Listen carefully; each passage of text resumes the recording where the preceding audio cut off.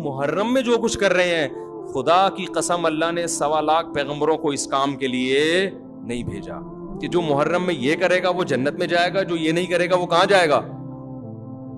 جہنم میں جائے گا۔ یہ جو کچھ آج کل ہو رہا ہے، حلیم کی دیگیں، سینہ پیٹنا، کالے کپڑے، سبیلے، میں ابھی آ رہا تھا گھر والوں کو پہنچا کے، تو 1 گھنٹے کا سفر ہم نے 3 سے 4 گھنٹے میں طے کیا ہے۔ ادھر گئے تو وہاں سے روڈ بلاک، ادھر گئے تو وہاں سے روڈ بلاک، ادھر سے نکلے۔ میں سوچ رہا تھا یار یہ ہمارے پیغمبر کی تعلیمات یہ ہیں کہ جو راستے میں پڑا ہوا کانٹا نہیں اٹھاتا نا تو وہ ایمان کے آخری درجے پہ بھی نہیں ہے۔ کانٹے سے کتنی تکلیف ہوتی ہے، زیادہ زیادہ چبھ جائے گا، نکال کے پھینک دو، اور اس چبھنے سے گناہ بھی معاف ہوتا ہے۔ حدیث میں آتا ہے 1 کانٹا بھی چبھتا ہے تو 1 گناہ معاف ہوتا ہے۔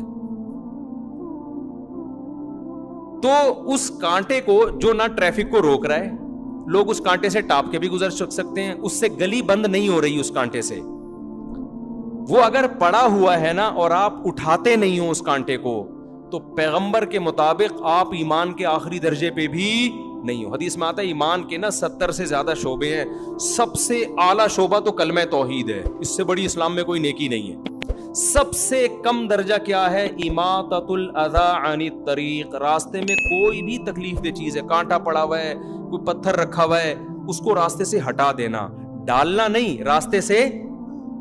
یہ بہت اہم حدیث ہے، بس یہ بیان کر کے میں بیان ختم کرتا ہوں۔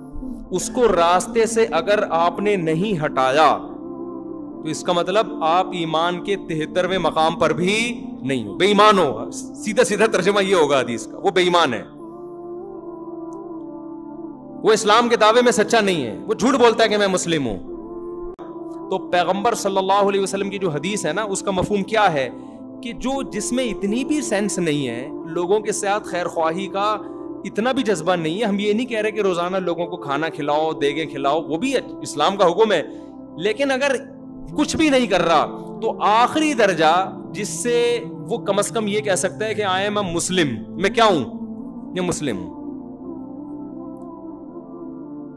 تو میں یعنی اتنا دکھانے کے لیے نا آخری مقام یہ کہ کمبخت جب تو راستے میں جا رہا ہے نا اور کانٹا نظر آئے، تجھے پتا ہے کسی کے چبھ سکتا ہے، یہ کوئی پتھر نظر آیا، تجھے پتا ہے کہ یار کسی کی ٹھوکر لگ جائے گی، اس کو اٹھا کے، ہم یہ نہیں کہہ رہے کہ عیدی سینٹر میں جمع کراؤ جا کے، اس کو اٹھا کے تھوڑا کیا کر دو، سائڈ پہ کر دو۔ اتنا بھی اگر تمہارے اندر جذبہ نہیں ہے تو اس اپنے آپ کو مسلم کہنے کے تکلف کی بالکل ضرورت نہیں ہے۔ سمجھ میں آ رہی ہے بات کہ نہیں آ رہی؟ یہ حدیث کا صحیح ترجمہ کر رہا ہوں میں، صحیح حدیث کا صحیح ترجمہ۔ اب آپ مجھے ایک بات بتاؤ، اس کانٹے سے گلی بند ہو رہی تھی؟ بولو نا، ٹریفک جیم ہو رہا تھا اس سے، کسی عورت کا حمل ضائع ہو رہا تھا اس میں، کوئی ہارٹ پیشنٹ ہسپتال پہنچنے سے پہلے مر رہا تھا، کچھ بھی نہیں ہو رہا تھا، اور وہ پھینکا بھی نہیں آپ نے، پھینکا کسی اور نے۔ حدیث میں کسی اور کی بھی غلطی تلافی کون کرے گا؟ آپ، وہ بے وقوف ہے تو آپ تھوڑی بے وقوف ہیں۔ اس کانٹے کو اگر آپ نے راستے سے نہیں ہٹایا، اس پتھر کو سائڈ پہ نہیں کیا، تو حدیث کے مطابق آپ کیا ہیں؟ صحیح ترجمہ یہ ہو کہ بے ایمان ہیں آپ۔ مجھے بتاؤ، جو کانٹا پھینک رہا ہو راستے میں وہ کیا ہوگا؟ جو ہٹا نہیں رہا، ایک وہ ہے جو ہٹائے بغیر گزر جاتا ہے، لیکن دوسرا وہ ہے جو راستے میں کانٹا کیا کر رہا ہے؟ پھینک رہا ہے، جو باقاعدہ کیلے کا چھلکا راستے میں پھینکتا ہوا جا رہا ہے، یا جو راستے میں پتھر لا کے رکھ دیتا ہے، وہ ایمان والا ہو سکتا ہے؟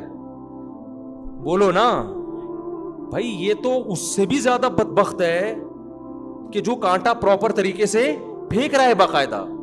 نبی تو جو نہ ہٹائے اس کو مومن نہیں کہہ رہے، جو پھینکے وہ کہاں سے مومن ہو گیا؟ اور آپ بتاؤ جو وہ کام کرے، حالانکہ اگر کوئی کانٹا پھینک کے چلا جاتا ہے اس سے بھی ٹریفک جیم نہیں ہوتا، ایک گلی بھی بند نہیں ہوتی، گلی میں بھی محلے میں لوگ زیادہ زیادہ کانٹا پھلانگ کے چلے جائیں گے، کوئی بڑا نقصان نہیں ہو رہا۔ بہت بڑا نقصان یہ ہوگا کہ وہ لگ جائے گا کسی کے، یہی ہوگا، اس سے زیادہ کچھ نہیں ہوگا، تو نکال کے پھینک دے گا باہر، یہی ہوگا نا۔